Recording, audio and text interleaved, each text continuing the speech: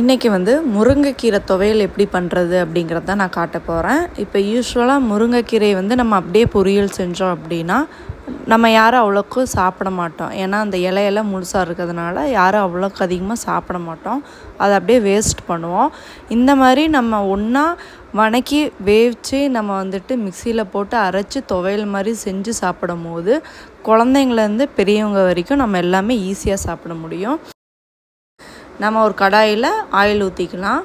Oil ஊற்றின உடனே நம்ம வந்து ஒரு 10லேருந்து ஒரு 15 சின்ன வெங்காயம் வந்து உளிச்சு வச்சுருக்குறோம். அதை வந்து நான் ஆட் பண்ணிக்கிறேன். பெரிய வெங்காயம் இருந்தால் 1லேருந்து 2 வெங்காயம் நறுக்கி ஆட் பண்ணிக்கலாம். நான் வந்து சின்ன வெங்காயம் தான் ஆட் பண்ணியிருக்கிறேன். சின்ன வெங்காயம் ஆட் பண்ணால் உங்களுக்கு வந்து கொஞ்சம் டேஸ்ட் நல்லா கிடைக்கும். ஒரு சின்ன கட்டி பூண்டு வந்து நான் தோல் உளித்து அதையும் இது கூட நான் ஆட் பண்ணிக்கிறேன். இது கூடவே நான் வந்துட்டு கொஞ்சமாக புளி ஆட் பண்ணிக்கிறேன். புளி ஆட் பண்ணதுக்கப்புறமா ஒரு கைப்பிடி அளவுக்கு வந்து நான் வேர்க்கடலையை வந்து இது கூட ஆட் பண்ணிக்கிறேன். ஆட் பண்ணதுக்கப்புறமா ஒரு 2 தக்காளி சின்ன சைஸில் ஒரு 2 தக்காளி வந்து நான் 4ஆக அரிஞ்சு இதோட ஆட் பண்ணிக்கிறேன். கூடவே ஒரு கைப்பிடி கருவேப்பிலையும் நான் ஆட் பண்ணிக்கிறேன். இது வந்து ஹீமோக்ளோபின் கம்மியாக இருக்கிறவங்க வந்துட்டு டெய்லியுமே இதை செஞ்சு சாப்பிட்டோம் அப்படின்னா ரேப்பிடாக உங்களுக்கு வந்து ஹீமோக்ளோபின் வந்து இன்க்ரீஸ் ஆகும். லைட்டாக வதங்கின பின்னாடி நான் முருங்கைக்கீரை வந்து 2 கைப்பிடி அளவுக்கு வந்து எடுத்து இதோட கழுவி ஆட் பண்ணிக்கிறேன். இது நல்லா ஃப்ரை ஆகிற மாதிரி நான் வந்துட்டு மிக்சிங் பண்ணிக்கிறேன். இதுக்கு வந்து தண்ணி ஊற்றி நம்ம ஃப்ரை பண்ணோம் அப்படின்னு அவசியம் இல்லை. ஏன்னா துவையலுக்கு ரெடி பண்ணணுங்கிறதுனால நம்ம வந்துட்டு எம்டியாக அந்த ஃபஸ்ட்டு ஆட் பண்ண அந்த ஆயில்லையே நம்ம வந்துட்டு இதை டீப் ரோஸ்ட் பண்ண போகிறோம்.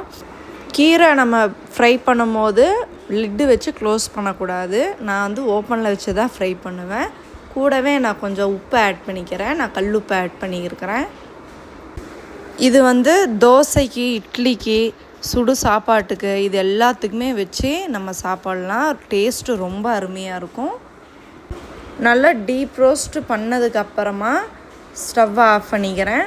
நான் ஆஃப் பண்ணிவிட்டு ஒரு மிக்சர் ஜாரில் இதை வந்து ஷிஃப்ட் பண்ணி சூடு ஆறுனதுக்கப்புறமா நான் நல்லா பிளெண்ட் பண்ணி எடுத்துக்கிறேன்.